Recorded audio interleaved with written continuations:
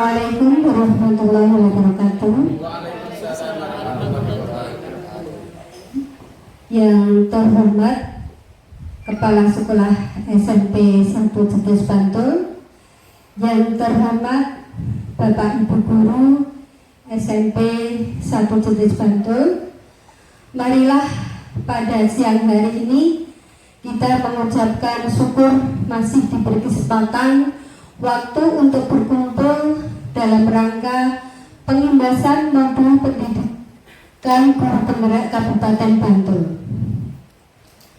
Untuk itu, marilah kita bersama-sama mengucapkan syukur di mana pada siang hari ini kita masih diberi kesempatan sehat dan kesempatan waktu yang masih ada. Untuk acara selanjutnya, kami akan membacakan urutan acara pada pengimbasan modul pendidikan guru penggerak Kabupaten Bantul. Yang pertama adalah pembukaan, yang kedua sambutan dari Kepala Sekolah SMP 1 Jetis Bantul, yang ketiga pengimbasan modul pendidikan guru penggerak Kabupaten Bantul, yang keempat lain-lain, yang kelima adalah penutup.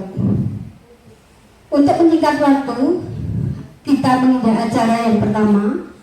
Marilah kita awali kegiatan pada siang hari ini dengan bacaan Bismillahirrahmanirrahim. Semoga acara ini berjalan dengan lancar. Acara yang kedua yaitu sambutan dari Kepala SMP 1 Jetis Bantul, yang pada siang hari ini akan diwakili oleh Wakil Kepala Sekolah SMP 1 Bantul, SMP 1 Jetis, yaitu Ibu Suparmi SPD. Bismillahirrahmanirrahim. Assalamualaikum warahmatullahi wabarakatuh. Selamat siang, salam sejahtera untuk kita semua. Bapak Ibu yang saya hormati, alhamdulillahirabbil alamin, senantiasa kita memanjatkan puji syukur kehadirat Allah Subhanahu wa taala. Pada siang hari ini kita masih diberi nikmat sehat, kita masih diberi nikmat sempat, sehingga pada siang hari ini kita dapat bertemu kembali, berkumpul kembali di SMP 1 Jetis ini dalam acara pengimbasan modul pendidikan guru penggerak Kabupaten Bantul. Selanjutnya kami mengucapkan terima kasih kepada ibu-ibu yang kemarin telah mengikuti pengimbasan guru penggerak di Kabupaten Bantul, dan hari ini kita patut bangga dan berbahagia karena apa yang telah mereka peroleh akan kita imbaskan kepada kita semua berkaitan dengan modul pendidikan guru penggerak. Mudah-mudahan nanti apa yang akan disampaikan oleh ibu-ibu yang kemarin terpilih mengikuti pengimbasan di Kabupaten Bantul dapat memberikan manfaat bagi kita semua, khususnya di dalam kita melaksanakan kurikulum merdeka. Nah, silakan nanti Bapak Ibu, mari kita ikuti bersama apa yang menjadi topik pada siang hari ini. Sekali lagi, mudah-mudahan menjadikan manfaat untuk kita semua sehingga kurikulum merdeka di SMP 1 Jetis dapat berjalan sebagaimana mestinya. Sekali lagi terima kasih Ibu-ibu yang nanti akan menyampaikan pengimbasan modul siang hari ini. Saya akhiri pidato saya. Terima kasih. Assalamualaikum warahmatullahi wabarakatuh. Terima kasih kami waturkan kepada Ibu Suparmi yang telah menyampaikan sambutannya. Acara yang ketiga adalah pemaparan hasil dari diklat di Kabupaten Bantul tentang disiplin positif dan nilai-nilai kebajikan universal. Kepada Ibu Nurita Al-Kadri. Assalamualaikum warahmatullahi wabarakatuh. Selamat siang Bapak Ibu guru hebat. Salam bahagia. Terima kasih atas waktunya. Kali ini saya yang pertama untuk menyampaikan dari hasil yang kami peroleh saat mengikuti pengimbasan guru penggerak Kabupaten Bantul yang dilaksanakan pada hari Sabtu tanggal 4 November 2023. Baik Bapak Ibu, materi yang akan saya sampaikan adalah tentang disiplin positif dan nilai-nilai kebajikan universal. Tentunya Bapak Ibu guru, sebetulnya istilah disiplin positif ini sudah tidak asing lagi ya Bapak Ibu. Sudah sangat familiar ya. Karena memang dari apa yang sudah diterapkan, sudah dipraktekkan di sekolah kita tercinta ini, di SMP 1 Jedes ini, sebetulnya sudah menjadi suatu kebiasaan dan juga menjadi sebuah budaya positif yang terus menerus kita terapkan. Baik Bapak Ibu, sebelumnya akan saya sampaikan ada 3 tujuan pengimbasan dari materi disiplin positif dan nilai-nilai kebajikan universal. Yang pertama diharapkan Bapak Ibu nanti bisa menjelaskan makna kontrol dari paparan teori kontrol Dr. William Glasser serta miskonsepsi yang terjadi di kehidupan sehari-hari, serta dapat menjelaskan perubahan paradigma stimulus respon kepada teori kontrol. Maaf Bapak Ibu, saya sambil duduk nih, ternyata kejut. Yang kedua, peserta Bapak Ibu dapat menjelaskan makna disiplin positif dan mengamati penerapannya di lingkungannya, serta kaitan teori kontrol dengan 3 motivasi perilaku manusia. Dan yang ketiga, Bapak Ibu bisa menjelaskan pentingnya memilih dan menentukan nilai-nilai kebajikan yang akan diyakini dan disepakati seluruh warga sekolah sehingga kelak tercipta sebuah budaya positif. Itu Bapak Ibu mengenai tujuan pembelajaran atau tujuan dari pengimbasan materi disiplin positif dan nilai-nilai kebajikan universal. Selanjutnya Bapak Ibu, sebelumnya saya ingin mengajukan sebuah pertanyaan, bukan sebuah tapi beberapa pertanyaan pemantik. Cukup menjawab setuju atau tidak setuju nih Bapak Ibu. Hukuman dapat mendisiplinkan anak. Setuju tidak Bapak Ibu? Setuju Bapak Ibu? Tidak. Oh, ya. Kemudian yang kedua, pemberian hukuman hal positif seperti membaca atau membersihkan halaman sekolah dapat meningkatkan disiplin anak. Setuju atau tidak setuju Bapak Ibu? Setuju bukan? Bukan. Oh ya. Terus yang ketiga, memberikan penghargaan dapat meningkatkan motivasi belajar anak. Setuju Bapak Ibu? Setuju. Ya. Baik Bapak Ibu, dari hal inilah nanti kita akan mengupas sebetulnya disiplin positif yang bagaimana, yang sesuai dengan teori yang disampaikan oleh Dr. William Glasser, teori kontrol, ya.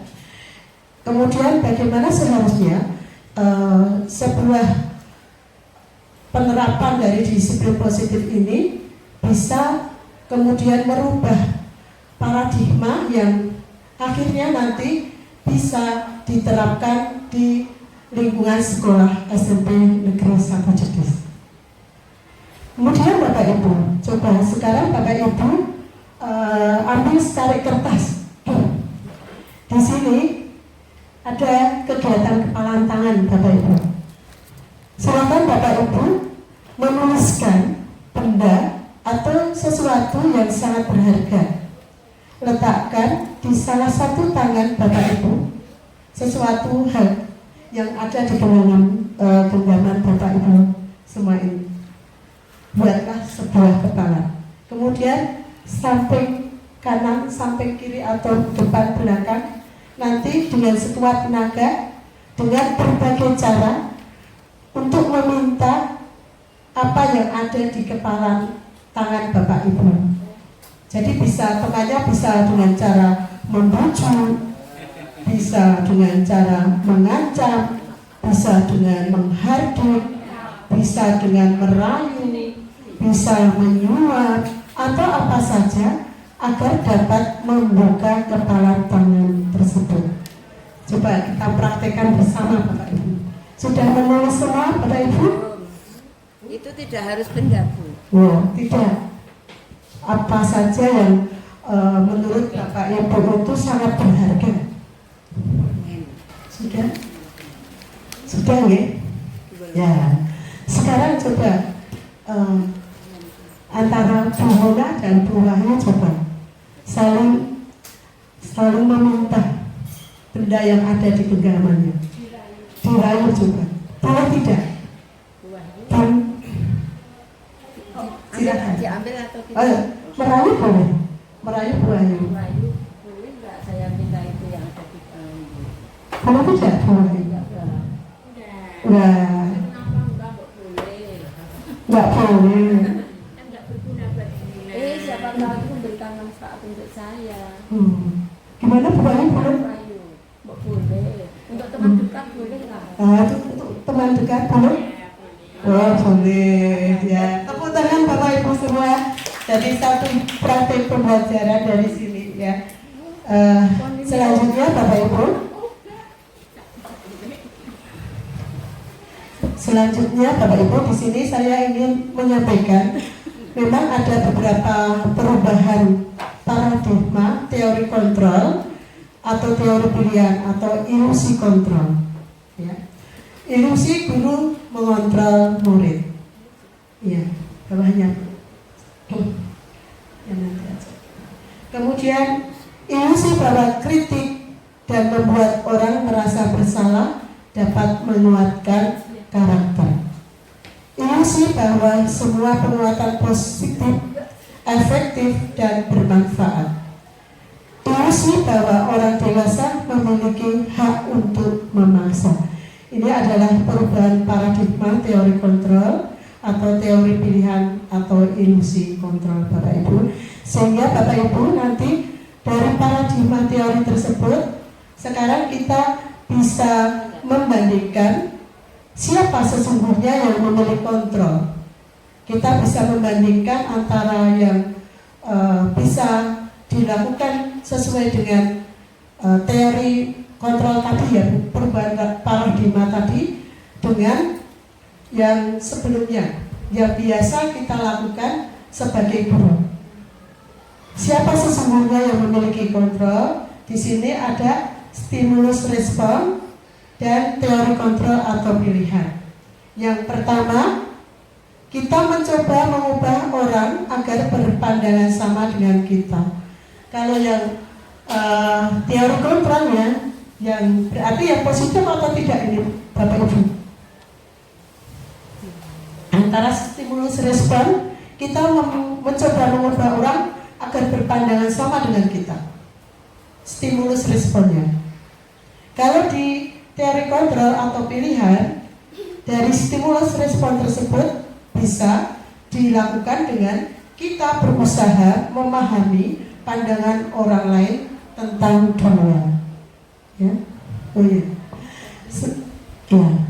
Selanjutnya Bapak Ibu, di sini dari stimulus respon dan teori kontrol, sebetulnya di teori kontrol inilah yang bisa kita terapkan sesuai dengan nilai-nilai kebajikan universal yang bisa diterapkan menjadi budaya positif. Selanjutnya dari pemaparan tadi Bapak Ibu, sebetulnya makna dari disiplin positif yang dikehendaki adalah yang terakhir Bapak Ibu, yang di ini yang dikehendaki di sini adalah sebetulnya disiplin itu berasal dari bahasa Latin disciplina yang artinya adalah belajar. Makna asal kata ini juga berkonotasi dengan disiplin dari murid-murid Sokrates dan Plato. Disiplin diri membuat orang menggali potensinya menuju sebuah tujuan apa yang dia hargai, Bapak Ibu. Jadi sebetulnya di budaya kita makna kata disiplin ini telah berubah menjadi sesuatu yang dilakukan seseorang pada orang lain untuk mendapatkan kepatuhan. Kecenderungan umum adalah menghubungkan kata disiplin dengan ketidaknyamanan, bukan dengan apa yang kita hargai atau pencapaian suatu tujuan mulia. Jadi Bapak Ibu, sebetulnya yang diinginkan di kurikulum Merdeka, disiplin positif ini adalah belajar kontrol diri dengan menggali potensi kita agar tercapai tujuan mulia, yaitu sesuatu menjadi seseorang yang kita inginkan berdasarkan nilai-nilai kita yang kita hargai. Itu Bapak Ibu. Jadi kita tidak boleh memaksa murid ya Bapak Ibu. Karena kalau yang sifatnya paksaan itu bisa berdampak dalam jangka panjang Bapak Ibu. Kemudian jadi dari nilai-nilai universal inilah kita harapkan apa yang sudah menjadi budaya positif di sekolah kita bisa kita lanjutkan ya Bapak Ibu. Ya. Refleksinya nanti mohon Bapak Ibu bisa menuliskan di kertas ya. Refleksinya ada 3. Apakah strategi penerapan disiplin di sekolah kita itu sudah efektif? Jika sudah, perilaku apa yang menunjukkan? Jika belum, apakah masih perlu ditinjau ulang atau diubah? Kemudian yang kedua, apa sesungguhnya arti dari disiplin itu sendiri? Apa kaitannya dengan nilai-nilai kebajikan universal? Dan yang ketiga, apakah kita melakukan sesuatu karena adanya dorongan dari lingkungan atau dorongan dari yang lain? Demikian Bapak Ibu apa yang bisa saya sampaikan.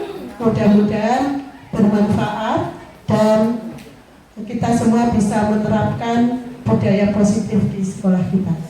Sekian, terima kasih. Assalamualaikum warahmatullahi wabarakatuh. Selanjutnya saya serahkan kepada Ibu Elmi Muria. Mohon Bu Elmi. Bismillahirrahmanirrahim. Assalamualaikum warahmatullahi wabarakatuh. Terima kasih kami sampaikan kepada Bapak Ibu Guru SMP 1 Jetis yang masih duduk bersabar untuk mengikuti pengimbasan guru penggerak di SMP 1 Jetis ini. Saya akan menyampaikan materi yang kedua, yaitu tentang teori motivasi, hukuman, penghargaan, dan restitusi. Tujuan yang akan kita capai pada pembelajaran ini adalah yang pertama, peserta dapat menjelaskan dan menganalisis teori motivasi dan motivasi intrinsik yang dituju, serta menerapkannya dalam kehidupan sehari-hari di lingkungannya. Yang kedua, peserta dapat menjelaskan konsep hukuman dan penghargaan dan konsep pendekatan restitusi. Yang ketiga, peserta dapat melakukan pengamatan dan peninjauan atau praktik penerapan konsep-konsep tersebut di lingkungan sendiri. Bapak Ibu yang kami hormati, di sini ada teori motivasi perilaku manusia dari Diana Goosen dalam bukunya Restructuring School Discipline. Yang pertama, untuk menghindari ketidaknyamanan atau hukuman. Ini motivasi eksternal. Apa yang akan terjadi apabila saya tidak melakukannya? Kemudian yang kedua, untuk mendapatkan imbalan dan dari orang lain atau institusi. Apa yang akan saya dapatkan apabila saya melakukannya? Ini juga termasuk motivasi eksternal. Kemudian yang ketiga, untuk menghargai diri sendiri.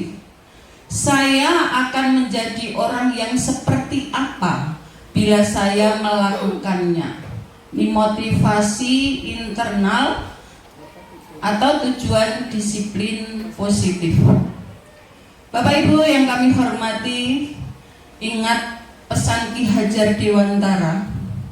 Di sini menurut Bapak Pendidikan Nasional bahwa merdeka menurut Ki Hajar Dewantara adalah merdeka itu artinya tidak hanya terlepas dari perintah, akan tetapi juga cakap buat memerintah diri sendiri. Nah, ini patut kita renungkan, maknanya sangat mendalam, bahwa merdeka itu artinya memang kita tidak hanya terlepas dari perintah, namun juga cakap buat memerintah diri sendiri. Berikutnya,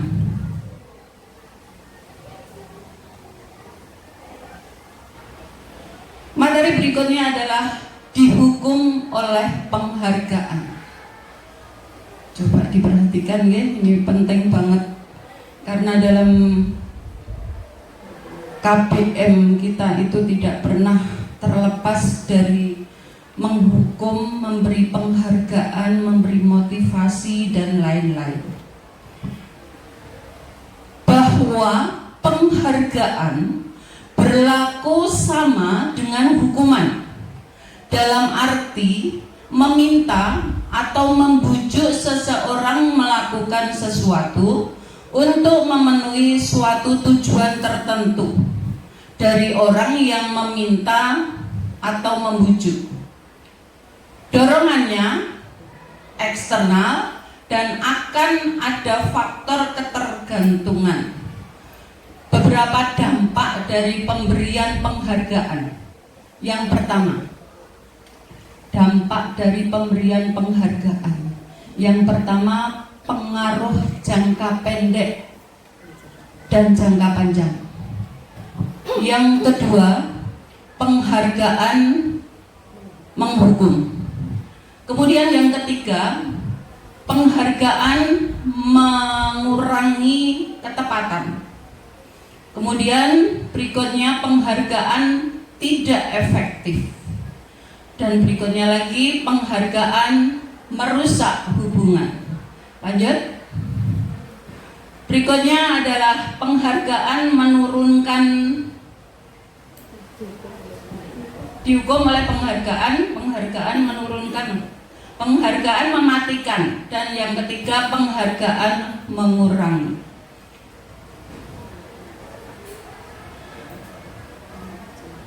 Berkaitan dengan dampak dari penghargaan tadi, pengaruh jangka pendek dan jangka panjang antara lain.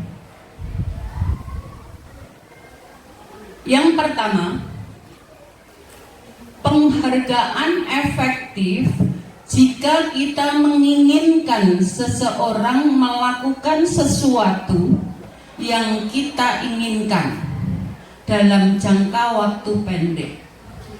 Yang kedua, jika kita menggunakan penghargaan lagi dan lagi, maka orang tersebut akan bergantung pada penghargaan yang diberikan, serta kehilangan motivasi dari dalam. Yang ketiga, jika kita mendapatkan penghargaan untuk melakukan sesuatu yang baik, maka selain kita senantiasa berharap mendapatkan penghargaan tersebut lagi, kita pun menjadi tidak menyadari tindakan baik yang kita lakukan. Dampak kedua yaitu penghargaan tidak efektif. Yang pertama, hanya jika Anda melakukan hal itu, maka Anda akan mendapatkan penghargaan yang diinginkan. Yang kedua, jika saya mengharapkan sebuah penghargaan dan tidak mendapatkannya, maka saya akan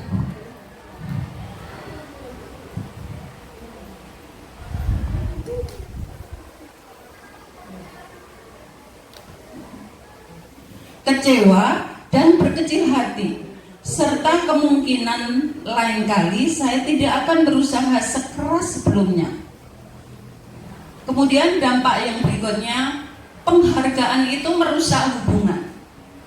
Yang pertama, mengakibatkan rasa iri.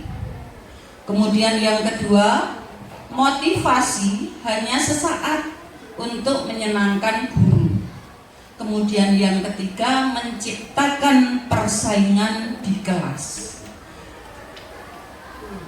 Baik, berikutnya adalah pengakuan atau apresiasi. Apresiasi adalah penilaian positif yang diberikan seseorang terhadap orang lain atau bisa juga terhadap sesuatu yang dia kerjakan. Selain pekerjaan, apresiasi juga lekat dengan segala hal yang berhubungan karya seni, karya sastra, atau karya-karya lain. Dalam memberikan apresiasi atau pengakuan, perlu diingat beberapa hal. Yang pertama, mohon diperhatikan. Yang pertama, beri pengakuan secara khusus. Yang kedua, beri pengakuan secara pribadi. Yang ketiga, beri pengakuan kepada semua murid secara bergantian.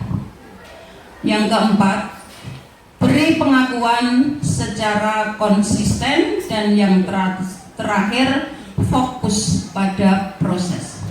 Lanjut.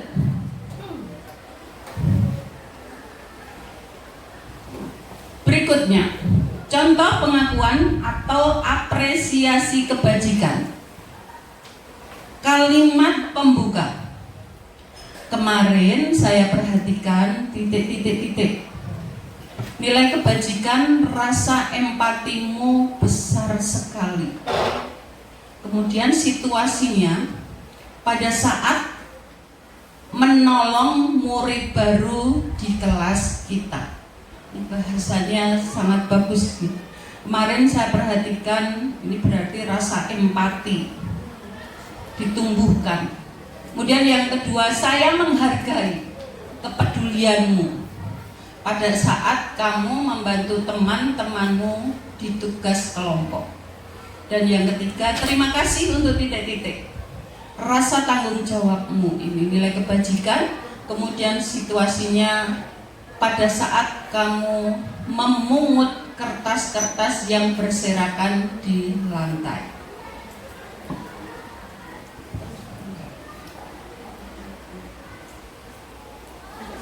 Ya. Bapak Ibu yang kami hormati, mari kita perhatikan perbedaan antara hukuman dan konsekuensi. Hukuman dan konsekuensi. Yang pertama, mencatat 100 kali di dalam buku kalimat saya tidak akan terlambat lagi karena terlambat ke sekolah. Betulkah menurut Bapak Ibu ini adalah hukuman? Ya. Kemudian yang kedua, lari mengelilingi lapangan basket 2 kali karena terlambat hadir di sekolah. Ini hukuman. Jadi hukuman itu menyakitkan dan tidak ada kaitannya dengan apa yang terjadi. Nanti bedakan dengan konsekuensi. Murid diminta untuk push up 15 kali karena tidak menggunakan masker ke sekolah. Ini kan juga tidak ada hubungan, tahu-tahu karena tidak pakai masker siswa disuruh push up. Berarti ini merupakan hukuman. Nah, ini bedanya. Menggantikan kertas tugas teman yang telah dicoret-coret. Ini adalah konsekuensi. Konsekuensi karena dia telah mencoret-coret kertas teman, maka dia harus menggantikan. Jadi memang di sini ada hubungannya. Kemudian yang kedua, membersihkan tumpahan air di meja tulis karena tersenggol pada saat belajar. Ini adalah konsekuensi juga. Dan kemudian murid disuruh untuk mengenakan sepatu seharian di sekolah karena tidak mengenakan sepatu hitam. Ini termasuk hukuman. Dan yang terakhir, lari mengelilingi lapangan basket 2 kali karena terlambat 10 menit untuk pelajaran PJOK. Bapak Ibu yang kami hormati, demikian yang bisa kami sampaikan. Nanti akan dilanjutkan dengan teman yang lain. Kurang dan lebihnya mohon maaf. Semoga apa yang saya sampaikan bermanfaat. Wassalamualaikum warahmatullahi wabarakatuh.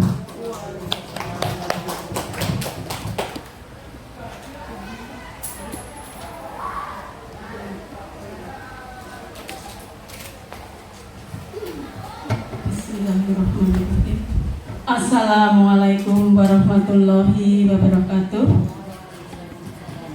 Selamat siang Bapak Ibu Guru semua. Materi yang ketiga adalah keyakinan kelas. Tujuan pembelajaran khusus A. Peserta dapat menganalisis pentingnya memiliki keyakinan sekolah atau kelas sebagai fondasi dan arah tujuan sebuah sekolah atau kelas yang akan menjadi landasan dalam memecahkan konflik atau permasalahan di dalam sebuah sekolah atau kelas. B. Peserta dapat menjelaskan proses pembentukan dari peraturan beralih ke keyakinan kelas. C. Peserta akan dapat berpikir kritis, kreatif, reflektif, dan terbuka dalam menggali nilai-nilai yang dituju pada peraturan yang ada di sekolah mereka masing-masing. Nah, sebelumnya Bapak Ibu sudah tahu nggih arti keyakinan. Nah, sampun pirsa Bapak Ibu keyakinan?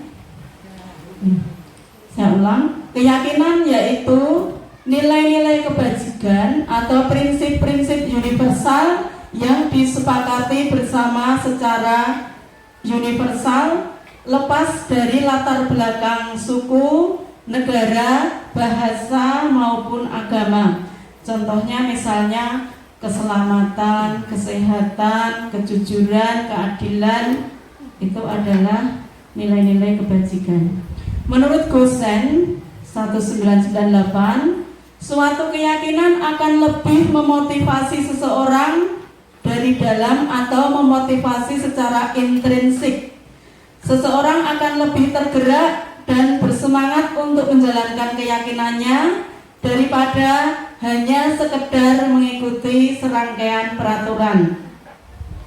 Kemudian keyakinan kelas itu berarti prinsip-prinsip universal yang disepakati bersama di antara para warga kelas, termasuk di dalamnya di situ Bapak Ibu Guru. Jadi nanti bisa ditetapkan per mata pelajaran atau bersama wali kelas.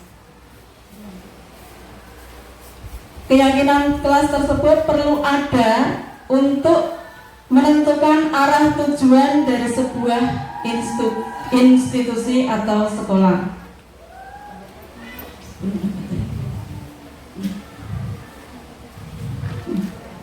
Nah, di sini ada pertanyaan. Mengapa tidak peraturan saja? Mengapa harus keyakinan kelas?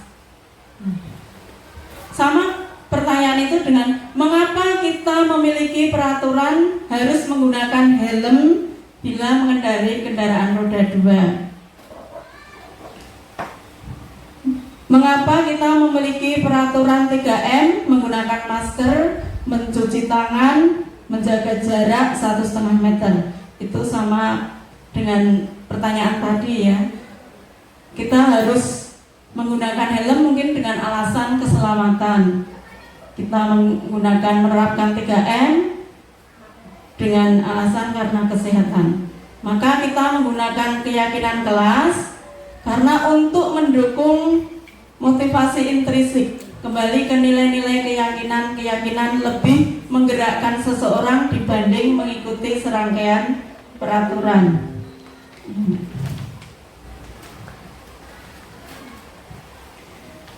Kemudian untuk keyakinan itu menggunakan bahasa yang positif. Kalau peraturan mungkin agak cenderung negatif ya. Misalnya peraturan tidak boleh makan di dalam kelas, itu menunjukkan peraturan.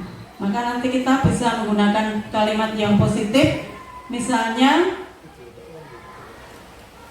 makanlah pada saat istirahat, makanlah di kantin, seperti itu. Kemudian Bapak Ibu, ada peraturan dan nilai keyakinan kelas. Misalnya, selalu mengembalikan buku ke tempatnya.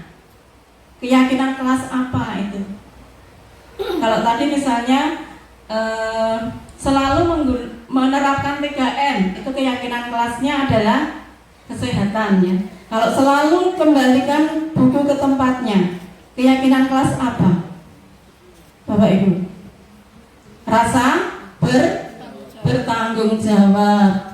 Dilarang mengganggu orang lain, berarti menghormati orang lain. Hadir di sekolah 15 menit sebelum pembelajaran dimulai.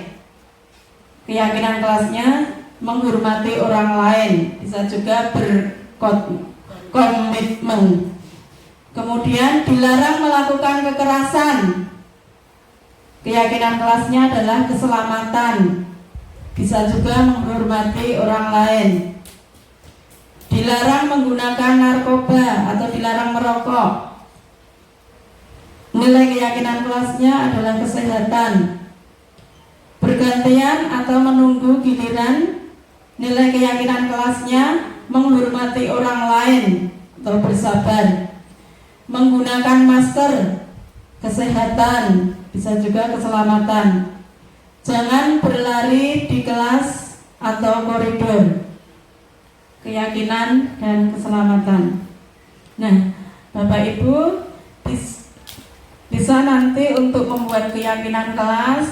Biasanya keyakinan kelas itu dimulai di awal tahun ajaran baru ya. Jadi mungkin bisa kalau tahun semester 1 kemarin belum, bisa dimulai di semester 2 yang akan datang.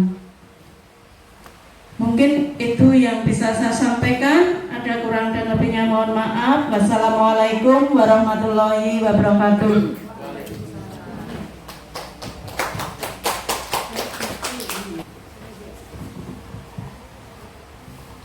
Baik, terima kasih Bapak Ibu Guru masih setia bersama kami.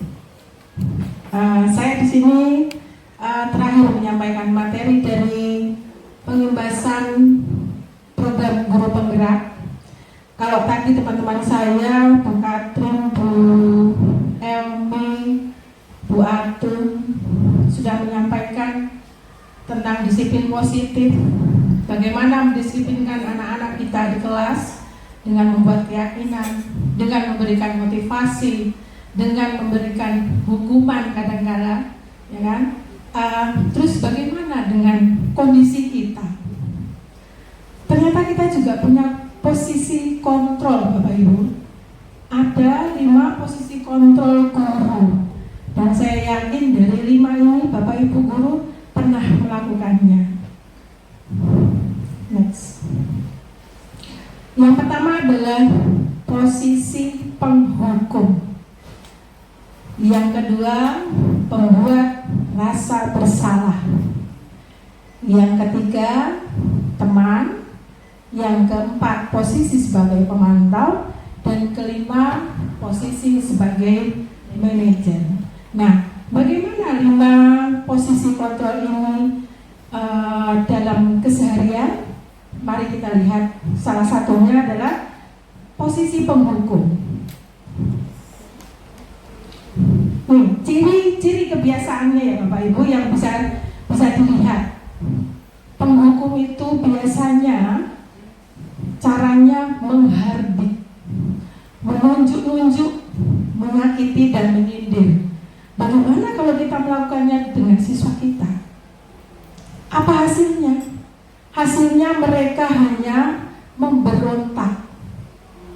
Adanya hanya menyalahkan orang lain. Karena apa? Cara yang kita pakai adalah itu tadi, menyakiti. Ya, apa dampaknya? Dampaknya itu mengulangi kesalahan lagi. Muridnya bilang, oh biarin aja, marah-marah terus, besok pasti marah-marah lagi. Akhirnya hanya apa? Mengulangi kesalahan. Selain itu, mereka menyimpan dendam. Kenapa menyimpan dendam? Karena kalimat-kalimat yang disampaikan menyakitkan. Yang selanjutnya, akhirnya yang terjadi adalah mereka tidak menyukai guru. Semoga kita tidak menjadi guru yang di posisi ini, Bapak Ibu guru. Yang kedua adalah posisi pembuat orang bersalah. Kebiasaannya Bapak Ibu guru biasanya menyeramai, ya. Harusnya kamu tuh gini, harusnya kamu gini loh, Le. Hasilnya apa yang didapat? Akhirnya mereka apa? Hanya menyembunyikan masalah, menyangkal, berbohong, hanya sekedar mendengarkan ceramah. Dan dampaknya mereka merasa rendah diri karena diceramain tadi, merasa rendah diri, merasa menjadi pribadi yang gagal. Ya, itu ada di posisi pembuat rasa bersalah. Nah, yang ketiga ini Bapak Ibu, kita kadang memposisikan murid sebagai teman. Sepertinya yang sering kita lakukan ini, saya juga sering melakukannya. Ternyata Bapak Ibu, posisi kontrol kita memposisikan anak sebagai teman itu, luar biasanya kita bersikap ramah. Apa yang menjadi kesalahan mereka, kita berikan alasan-alasan tertentu supaya mereka tidak mendapat hukuman. Ya, apa hasilnya? Hasilnya mereka itu merasa tergantung sama guru itu. Karena apa? Merasa terlindungi. Dan dampaknya lemah, mereka tidak bisa mandiri. Dan akhirnya apa? Mereka hanya menyukai guru tertentu, tidak dengan guru yang lain. Karena apa? Mereka merasa terlindungi, dianggap sebagai teman.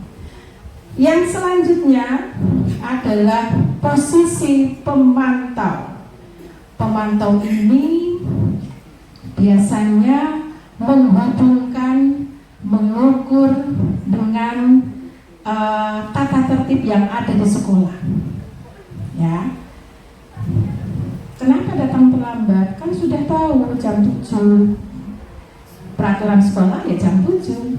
Ya, aturannya masuk sekolah jam 7. Tapi dia datang 5 menit setelah itu.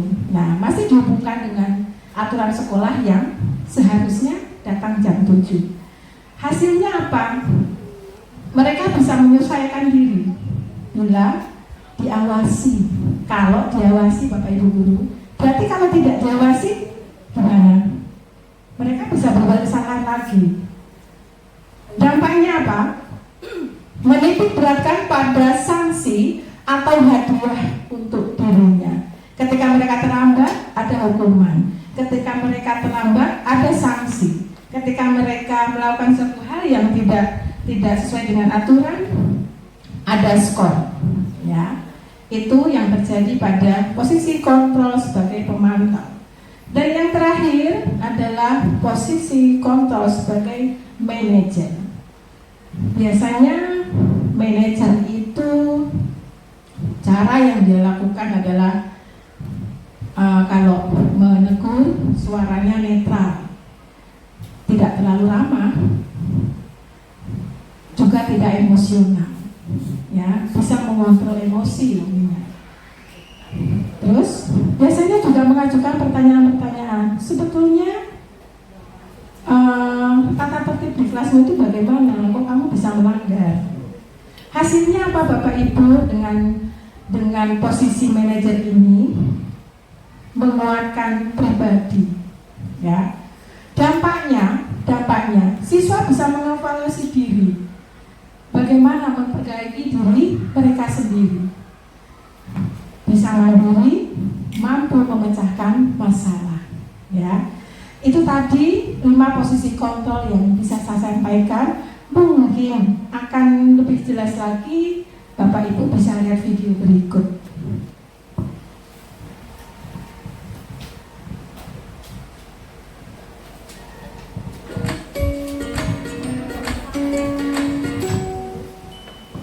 Salam bahagia Ibu dan Bapak Guru hebat. Dalam penerapan disiplin positif restitusi, salah satu program yang dikembangkan adalah 5 posisi kontrol.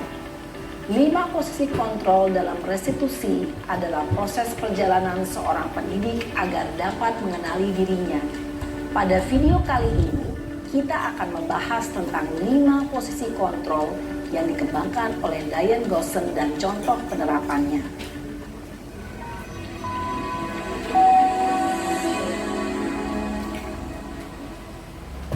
5 posisi kontrol itu adalah 1. Posisi penghukum, 2. Posisi pembuat merasa bersalah, 3. Posisi teman, 4. Posisi pemantau atau monitor, dan 5. Posisi manajer. Untuk lebih memahami kelima posisi tersebut, mari kita saksikan kasus Naren yang terlambat hadir 20 menit di sekolah dan melihat bagaimana kelima posisi kontrol dalam menghadapi masalah tersebut. Ya, ini posisi penghukum ya Bapak Ibu.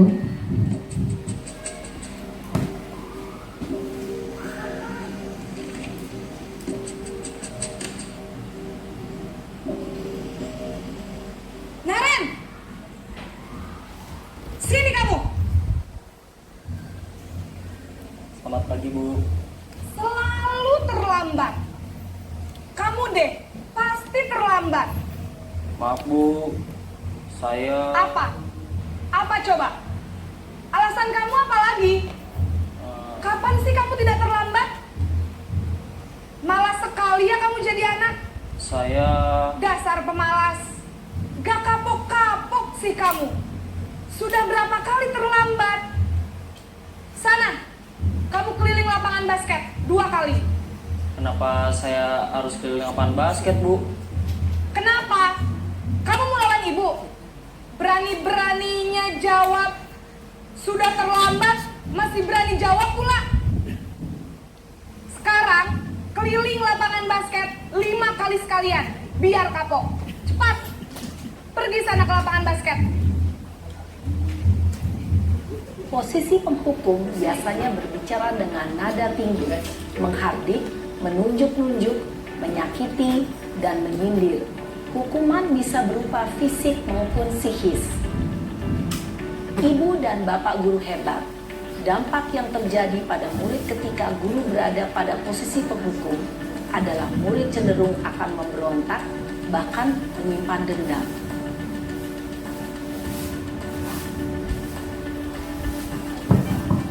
Nah, yang kedua ini posisi pembuat merasa bersalah.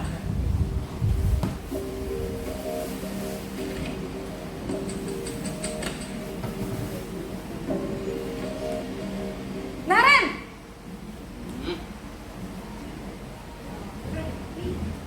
Selamat pagi, Bu. Naren, kamu kenapa terlambat lagi, nak? Ya Tuhan, Naren, kamu senang ya bikin ibu susah ya? Kalau kamu terlambat lagi, nanti ibu yang ditegur bapak kepala sekolah, nak. Disangka ibu tidak bisa membina kamu. Duh, gimana ini? Maaf Bu. Duh, Gusti Naren. Kamu suka ya kalau ibu ditegur bapak kepala sekolah? Terus, sekarang ibu harus tulis apa ini di buku absen? Ini kamu sudah sering terlambat loh. Ibu harus apa coba? Maaf Bu. Maaf sekali. Ya sudah, lain kali jangan bikin ibu susah lagi ya nak ya. Ibu tidak akan kuat lagi kalau kamu begini terus. Bisa jantungan kalau ibu tegur bapak kepala sekolah. Sana cepat ke kelas. Maaf ya Bu. Maaf sekali. Posisi pembuat rasa bersalah berbicara dengan nada tenang, cenderung lembut. Namun kata-kata yang diutarakan membuat murid merasa menjadi orang yang gagal. Memandang buruk dirinya sendiri, merasa tidak berharga, dan tidak sanggup membahagiakan orang lain. Ketika guru mengambil posisi pembuat rasa bersalah, murid akan menganggap dirinya yang bersalah dan ia akan menyimpan emosi negatif tersebut di dalam dirinya. Baik Bapak Ibu, yang ketiga adalah posisi kontrol guru sebagai teman.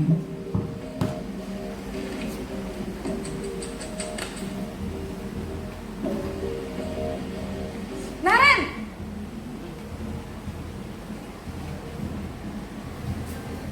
Selamat pagi Bu. Wah, sudah jam berapa ini nak? Terlambat lagi ya sayang. Iya Bu. Habis ibu saya lupa bangunkan saya Bu. Kamu malah menyalahkan ibu kamu. Kamu bukannya anak yang larinya paling kencang. Kok terlambat sih? Iya Bu. Saya memang terlambat bangun tadi. Jadi biarpun saya lari kencang, tetap gak kekejar Bu. Ya sudah sana. Nanti lain kali larinya lebih kencang lagi ya. Biar gak terlambat lagi. Bikin seneng ibu, demi ibu. Bisa kan? Bisa lah Bu. Ya sudah sana masuk kelas. Ibu beresin urusan absen kamu. Kamu ini ada-ada saja. Dalam posisi teman, guru berbicara dengan nada suara ramah, akrab, cenderung bersenda gurau untuk menjaga suasana tetap santai. Murid akan merasa senang, aman, dan akrab dengan guru. Identitas yang tercipta adalah identitas sukses atau berhasil. Namun, perlu diingat, karena ini masih dorongan eksternal, maka ada faktor ketergantungan dari murid kepada orang tertentu. Di sini, guru absennya, sehingga di lain waktu, murid bisa berperilaku baik, namun hanya kepada orang-orang tertentu saja. Baik, yang keempat adalah posisi pemantau atau monitor.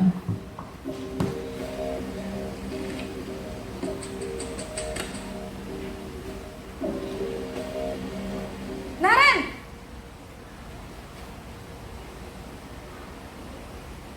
Selamat pagi Bu.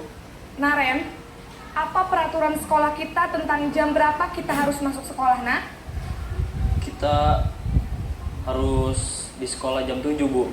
Iya betul, sekarang sudah jam 7.20. Naren sudah tahu konsekuensinya jika terlambat hadir. Paham Bu. Saya harus tinggal kelas pas jam istirahat selama 20 menit. Iya benar, konsekuensinya demikian. Jadi nanti jam 9.30 pas istirahat, kamu harus tinggal di kelas, kerjakan tugas tambahan untuk ketertinggalan kamu, ya? Baik Bu. Posisi pemantau mengandalkan penghitungan atau data untuk mengontrol murid. Guru mengarahkan murid berdasarkan peraturan dan konsekuensi. Seorang pemantau menunjukkan bahasa tubuh dan ekspresi wajah yang datar dan cenderung formal. Baik Bapak Ibu, posisi yang terakhir adalah posisi kontrol guru sebagai manajer.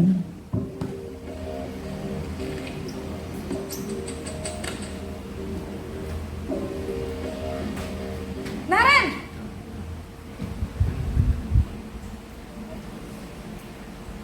Pagi Bu. Selamat pagi Naren.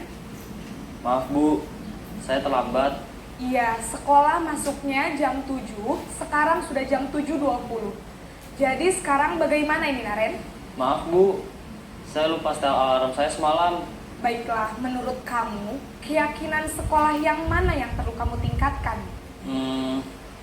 Menghargai diri sendiri dan orang lain mungkin ya Bu. Setuju. Jadi, apakah Naren meyakini prinsip saling menghormati tersebut? Iya Bu, saya meyakininya. Apakah Naren bersedia memperbaiki masalah keterlambatan ini? Bersedia Bu. Bagaimana kamu akan perbaiki masalah keterlambatan ini? Saya akan coba untuk tidak lupa menyetel alarm saya Bu. Baik, kalau Naren lupa menyetel alarm di rumah, ada orang yang kira-kira bisa bantu mengingatkan tidak? Ada Bu, kakak saya, Kak Emma. Ada lagi selain Kak Emma? Selain Kak Emma, ada ibu saya. Baik, jadi yang mengingatkan Naren adalah Kak Emma dan ibu kamu ya? Kira-kira akan mulai setel alarm kapan nih Naren? Setelah pulang sekolah, akan segera saya lakukan. Baik, jadi Naren akan setel alarm untuk bangun besok pagi dan akan diingatkan oleh kakak dan ibunda Naren ya. Ada lagi yang mungkin perlu dilakukan Naren agar tidak terlambat bangun lagi? Tidak ada Bu. Baik Naren, terima kasih untuk kerjasama kamu. Sekarang kamu perlu kembali ke kelas untuk belajar. Baik Bu, terima kasih. Posisi manajer adalah posisi kontrol yang disarankan untuk membimbing murid memiliki sikap disiplin yang positif, yaitu murid yang mandiri, bertanggung jawab, dan dapat memecahkan masalah. Tujuan dari posisi ini adalah agar murid dapat berefleksi atas tindakannya. Guru akan dengan tulus memberikan pertanyaan-pertanyaan bermakna, sehingga membuat murid dapat belajar dari kesalahannya dan mencari sebuah solusi untuk menyelesaikannya. Ibu dan bapak guru hebat, setelah mengamati adegan kelima posisi kontrol tadi, kira-kira posisi mana yang paling ideal? Posisi mana yang dapat menunjang motivasi intrinsik murid? Baik Bapak Ibu, itu tadi 5 contoh posisi kontrol kita sebagai guru. Setelah lihat tayangan tadi, mungkin Bapak Ibu bisa berefleksi, saya juga sama, posisi kontrol yang mana sebaiknya yang kita gunakan untuk mendisiplinkan anak-anak kita. Ya. Baik, itu sesi dari saya. Terima kasih, mohon maaf atas kekurangan, mohon maaf atas kesalahan. Sekali lagi, terima kasih. Kami akhiri. Assalamualaikum warahmatullahi wabarakatuh. Terima kasih kami aturkan kepada Bu Nurita Al-Kadrin, Bu Aminatur, Ibu Elminuriah, dan Ibu Ani Purwanti yang telah menyampaikan, mengimbaskan kepada kita semua hasil dari diklat dari guru penggerak. Semoga materi yang disampaikan tadi bisa membawa wawasan baru di dalam pembelajaran di kelas, terutama mengenai tentang 5 posisi kontrol sebagai seorang guru. Baiklah, marilah kita lanjutkan. Acara yang keempat adalah lain-lain. Mungkin masih ada yang perlu ditanggapi atau ditanyakan? Tidak ada? Terima kasih. Kalau tidak ada, marilah kita lanjutkan. Acara yang terakhir adalah penutup. Marilah kita akhiri acara pembahasan tentang materi diklat kali ini dengan ucapan Alhamdulillahirabbil alamin. Ya, dari saya mohon maaf jika ada salah kata. Kita akhiri. Assalamualaikum warahmatullahi wabarakatuh.